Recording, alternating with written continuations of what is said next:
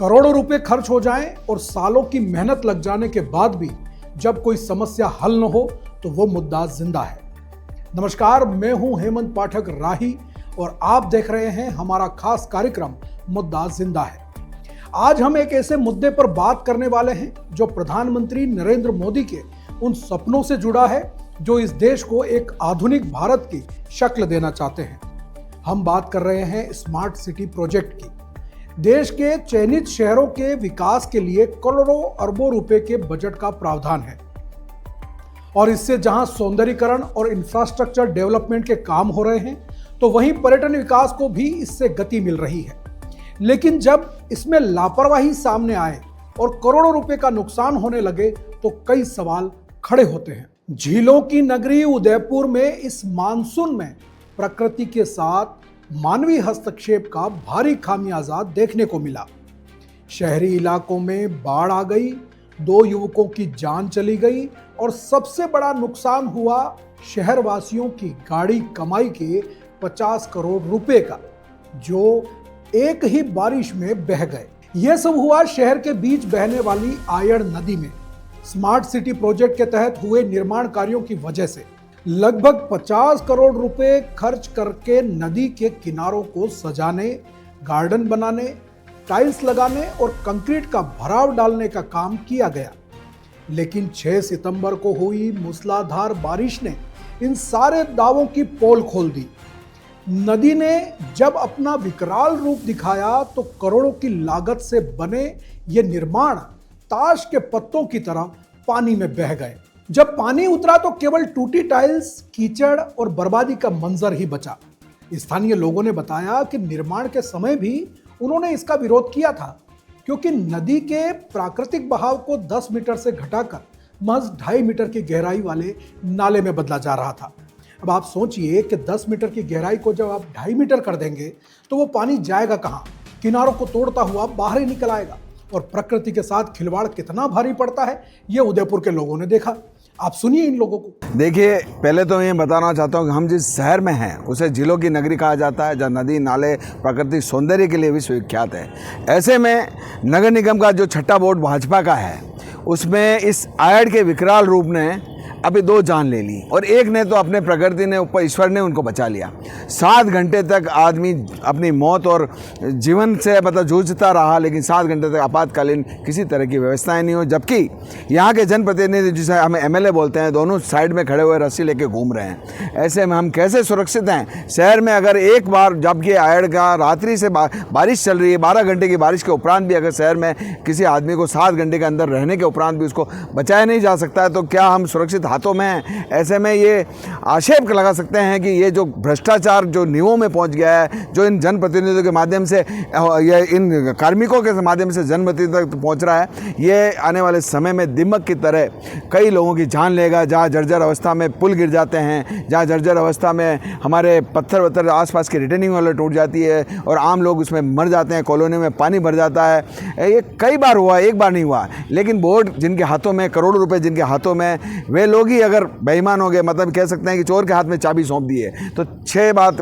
30 सालों से चोर के हाथ में चाबी सौंप कर उदयपुर की जनता अपने आप को अब ठगा से महसूस करने लगी। आने वाला जो समय है, हम चाहते हैं कि कुछ तो ये सीखे उन राजा दरबार से भी जिन्होंने फतेह सागर, स्वरूप सागर, पिछोला, जो भी सागर सब बनाए, लेकिन उन्होंने अपनी कभी भी रिटेनिंग वॉल को, किनारे को कभी ध्वस्त नहीं करने दिया, किसी तरह के वहाँ पे बनने नहीं दिया। ऐसा ये क्यों कर रहे हैं और क्यों करना चाहते हैं? जो लोगों की जान से खेल रहे हैं। हमने उनकी संकीर्ण मानसिकता को कहना चाहते हैं कि भ्रष्टाचार छोड़कर लोगों के आवाम के रक्षा के लिए काम करें, आपातकालीन व्यवस्थाएं इस उदयपुर में हो और ये जो नदी नाले और इनको सुरक्षित, इनके लिए अमली जामा पहनाएं, इनके तखमीना बनाएं, इनकी रूपरेखा बनाएं, तभी हम उदयपुर को सही मायने में हम खूबसूरत उदयपुर कह पाएंगे। उदयपुर स्वयं खूबसूरत है, इसलिए खूबसूरत है, ना कि इनकी वजह से खूबसूरत है। जिस तरह के भाजपा के छठे बोर्ड ने आयड़ के सौंदर्यीकरण पर करोड़ों रुपए खर्च कर दिए और आप जिस तरह देख रहे हैं कि मेरे पीछे की पानी बह रहा है, वो करोड़ों रुपए पानी में बह गए। जिस तरह से आयड़ को, इतनी बड़ी नदी को, इतनी विकराल रूप की नदी को इन्होंने 2.5 फीट के नाले बना दिया, इससे ज़्यादा बड़ी तो हमारे घर के बाहर की नालियाँ हैं। और निगम जिस तरह से ये एक रसूखदारों के साथ मिलकर और पैसा का जो पूरा जो मतलब उदयपुर की जनता का पैसा जो पानी में बहा दिया और व्यर्थ गवा दिया, उसके खिलाफ हमने हमेशा मोर्चा खोला है। और अब मैं आम जनता से भी अनुरोध करूंगा कि आप सड़कों पर आएँ और आपका जो पैसों का हिसाब है वो लें। और जिस तरह से गार्डन बनाए इन्होंने, गार्डन ये मूर्खों जैसी हरकतें की है भाजपा के बोर्ड ने, भाजपा के विधायक ने। उनको शर्म आनी चाहिए कि यहाँ आके बोलते हैं आयड़ कल बहती आयड़। अरे कल बहती आयड़ का देखो आप नज़ारा, आप देखो कि किस तरह से कल बहती हुई आयड़ का नज़ारा और कैसे पूरे पेड़ों का नुकसान हुआ है, घास का नुकसान हुआ, लोगों के पैसों का नुकसान हुआ है, पत्थर जो थे लगाए थे वो उखड़ गए। और यहाँ पे नदी के पेटे में कौन गार्डन में बैठेगा? तो इन संकीर्ण मानसिकता के सोच के लोगों को अब जनता जवाब देगी। और इस बार उदयपुर में बोर्ड बदल के फिर आप देखना कि कांग्रेस का बोर्ड जब बनता है तो आयड़ का सौंदर्यीकरण किस तरह होगा। मेरा नाम आदित्य है और हम इस आयड़ के सौंदर्यीकरण को बिल्कुल बेकार तरीके से देख रहे हैं, क्योंकि हम टैक्स पेयर हैं। और जिस तरह इस आयड़ नदी ने विकराल रूप लिया, उसके बाद जो हमारे 2 भाई लोग इस आयड़ नदी के विकराल रूप में फंसे, उनको बचाने वाला कोई नहीं था। आप ये देखिए, हमारे जनप्रतिनिधि किनारे पे खड़े होके बस ये देख रहे थे कि 2 लोग डूब रहे हैं आयड़ नदी में, लेकिन बचाने वाला कोई नहीं था। रस्सी लेके खड़े हुए थे। 7 घंटे में एक की तो जान चली गई और एक को बचाया जा चुका।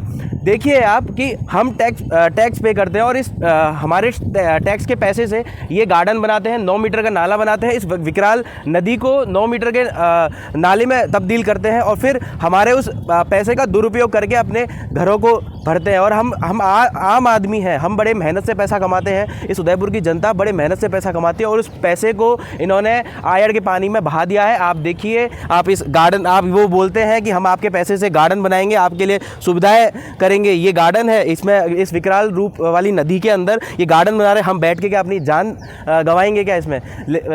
पूरा नगर निगम, पूरी सरकार ने एकदम से हमारे साथ में बहुत बड़ा अन्याय किया है, हमारे पैसे को पानी में बहाने का काम किया है।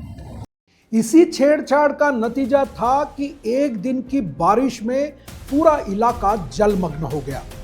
अब सवाल यह है कि जनता के 50 करोड़ रुपए की इस बर्बादी का जिम्मेदार कौन है और क्या प्रकृति से छेड़छाड़ करने वाले जिम्मेदारों पर कोई कार्रवाई होगी? पर्यावरणविदों का कहना है कि उदयपुर को बचाने के लिए कंक्रीट नहीं बल्कि उसके प्राकृतिक स्वरूप को बनाए रखना जरूरी है। आप सुनिए पर्यावरणविद क्या कह रहे हैं। आयड़ सौंदर्यीकरण का प्रोजेक्ट अब बिखरता हुआ नजर आ रहा है। ये पूरब में ही आयड़ का सूरज डूब रहा है, ऐसा लग रहा है। सारे जहाँ पे जो पत्थर बिछाए गए थे वो सब बिखर गए हैं, सारा मलबा आके भर गया यहाँ पे। और ये प्रोजेक्ट कभी भी स्मार्ट सिटी के प्रोजेक्ट में नहीं था। केवल स्मार्ट सिटी के द्वारा आयड़ को प्रदूषण मुक्त करना था। यहाँ पे सीवेज को ट्रैप करके सीवरेज लाइन में ले जाते हुए एसटीपी में ले जाना था, परंतु इन्होंने एसटीपी ही जो बनाई है वो नदी के बीच में बना दी, जिसके अभी परखच्चे उड़ गए। तो यहाँ पर जो काम करना था वो नहीं किया। 75 करोड़ रुपए हमने इस नदी में डाल दिए, जबकि ये नदी सामने यहाँ आयड़ सभ्यता की पहाड़ी है, वहाँ पर यह नदी 4 बार आहट सभ्यता को उजाड़ चुकी है। फिर भी इनके समझ में नहीं आया और इन्होंने यहाँ पर इस प्रकार का ये प्रोजेक्ट लिया। यहाँ पे 4-4, 5-5 फीट मलबा भर के और बीच में इस नदी को 10 मीटर की नाली बना दिया। वो नाली इस पानी के बीच में है जो अभी नजर नहीं आ रही है। दोनों तरफ जो फर्शियां बिछाई गई थी वहाँ पे कंकर नजर आ रहे हैं, पत्थर आ गए हैं। तो और अभी तो इसका एक सेकंड फेज इन्होंने और ले रखा है। तो मेरी मांग है कि आयड़ में अब और अतिक्रमण नहीं किया जाए और प्रदूषण को रोका जाए। पेड़ लगाने की नदी के बीच में जो योजना है उसको बंद किया जाए, क्योंकि बड़े बड़े पेड़ यहाँ पर उखड़कर बह के आ गए हैं। धन्यवाद। रोकते हैं। अब सवाल ये खड़ा होता है कि बारिश में बह गए इन 50 करोड़ रुपए के खर्च का हिसाब कौन देगा? वहीं स्मार्ट सिटी बनाने के नाम पर ऐसे ही प्रोजेक्ट चलते रहे तो करोड़ों रुपए की बर्बादी होना तय है। यह सवाल उन जिम्मेदार लोगों से है जो इस परियोजना से जुड़े हुए हैं। वही ये जांच का विषय भी है कि आखिर 50 करोड़ में भी ऐसा काम क्यों हुआ कि पहली बारिश में ही बह जाए। इसका जवाब तो आने वाला समय देगा, लेकिन यह मुद्दा आज भी जिंदा है। और आपको यह मुद्दा कैसा लगा हमें जरूर बताएं। हमारे YouTube चैनल, इंस्टाग्राम, एक्स और फेसबुक पर जाकर आप इसको देख सकते हैं। हमारे मोबाइल नंबर 9414102499 पर भी आप अपनी राय हमें दे सकते हैं। और बने रहें BBC राजस्थान के साथ, क्योंकि हम ऐसे ही मुद्दे लेकर आते रहेंगे। तब तक दीजिए इजाजत, नमस्कार।